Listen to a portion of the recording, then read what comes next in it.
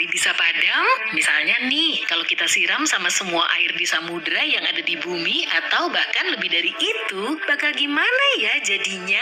Yuk cari tahu. Alam semesta adalah tempat yang penuh misteri. Sejak dulu, para ilmuwan banyak berselisih pendapat tentang luar angkasa. Tapi kita nggak pernah meragukan keberadaan satu objek, yaitu matahari. Pusat tata surya kita. Objek ini besar, terang, dan abadi. Enggak juga sih.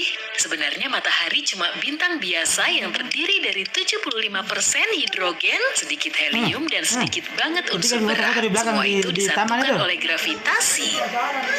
Tapi sekitar 5 miliar tahun lagi, siklus hidup matahari akan berakhir karena hidrogen di dalamnya akan habis. Bintang kita ini perlahan akan membesar dan ukurannya akan jadi tak terbayangkan. Ambil dulu itu, ambil. Sini, saya taruh sini. Taruh di sini. Money doesn't grow on trees. It grows with Amazon. Join today with a small investment of $250 and you can see profits in your bank account within a day. Amazon, the story of success. Start investing now.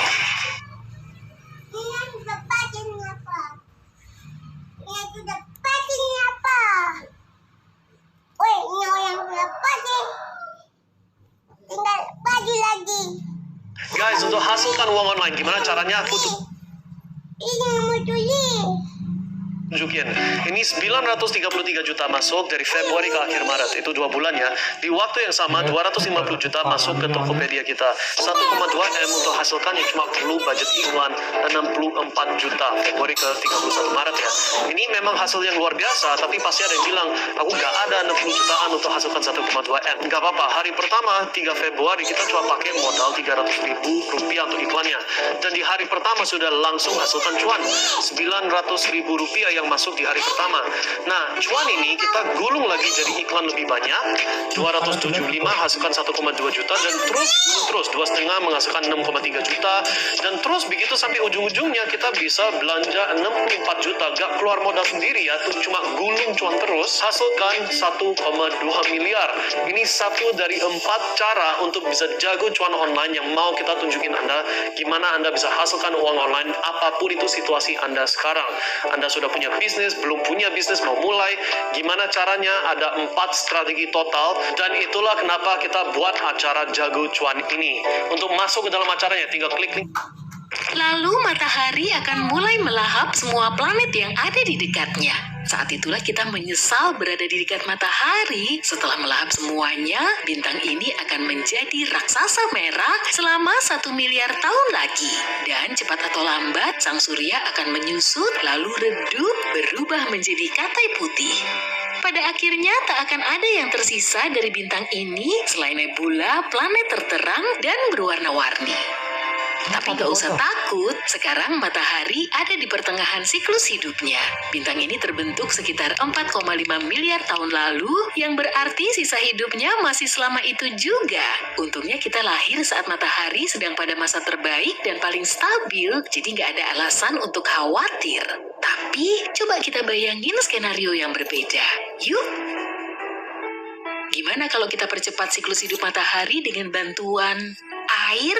Coba kumpulin semua air di bumi, lalu kita siram matahari. Tapi kita butuh ember dulu nih. Bukan yang ini ya, kita butuh ember yang super duper besar.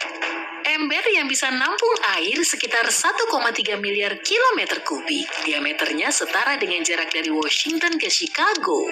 Atau kalau cuma ada ember biasa, jumlahnya harus ada 70 kuintilium, yang berarti nolnya ada 18. Bayangin dapat ember sebanyak itu. Waktunya memadamkan matahari. Kita siram bintang ini dengan air tadi.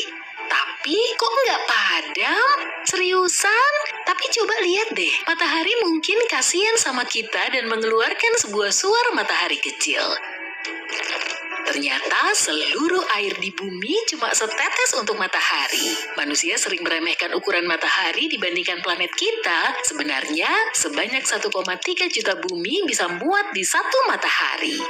Pantesan aja matahari nggak akan padam atau lebih dingin. Malah mungkin nggak sadar dengan tindakan kita. Tapi jangan nyerah, pokoknya kita pengen matahari padam. Apa yang terjadi kalau air yang kita siramkan itu cukup? Sebanyak apa sih yang dibilang cukup itu?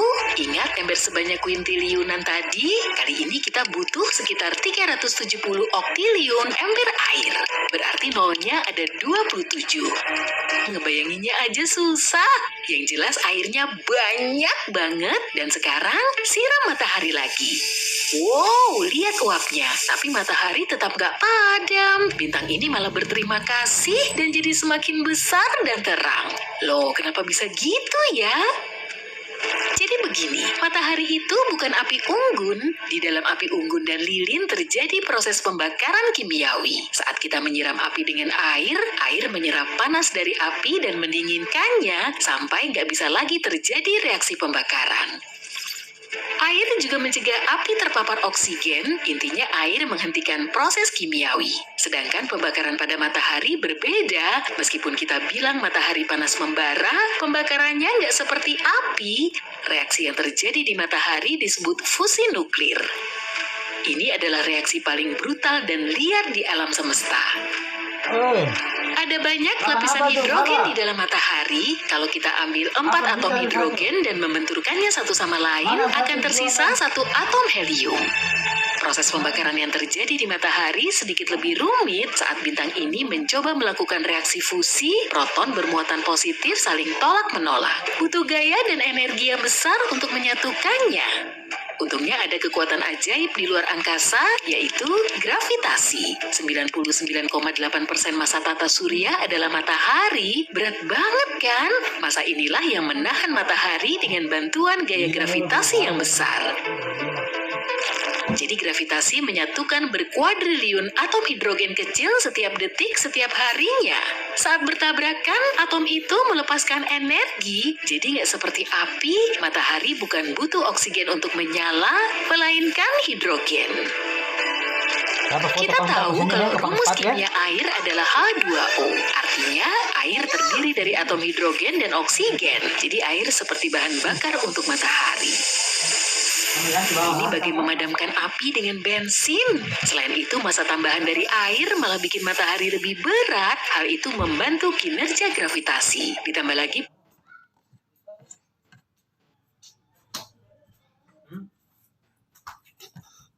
proton akan saling bertabrakan dengan lebih cepat. Berkat ini, sintesis akan semakin cepat. Ya ampun, matahari jadi super kuat dan sekarang melahap kita beserta planet-planet lain yang ada di dekatnya. Kalau kita terus menyiramkan air, cepat atau lambat matahari akan hancur, lapisan luarnya akan meledak, dan bintang ini akan menjadi lubang hitam. Waduh, gawat. Sekarang lubang hitam ini akan menghisap semua objek yang ada di sekitarnya. Salah langkah nih. Ayo kita ulang lagi dari awal deh, karena udah jelas percobaan air kita gagal. Satu suar kecil matahari kedengarannya jauh lebih baik. Kita kembali ke matahari yang normal dan tenang. Tapi kayaknya kita melupakan sesuatu nih. Bagaimana kondisi bumi sekarang setelah airnya dikuras habis?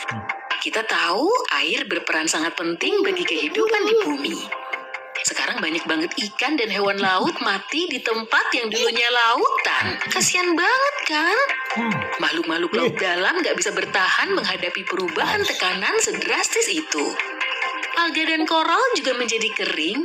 Tunggu, bukannya alga dan koral menghasilkan 50-80% oksigen di bumi ya? Ups, waktunya pakai masker oksigen nih. Terus gimana keadaan di daratan?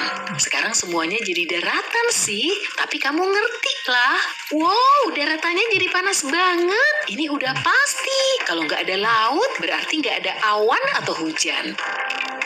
Sekarang kebakaran hutan terjadi di mana-mana. Hewan-hewan harus kabur dan meninggalkan habitat mereka.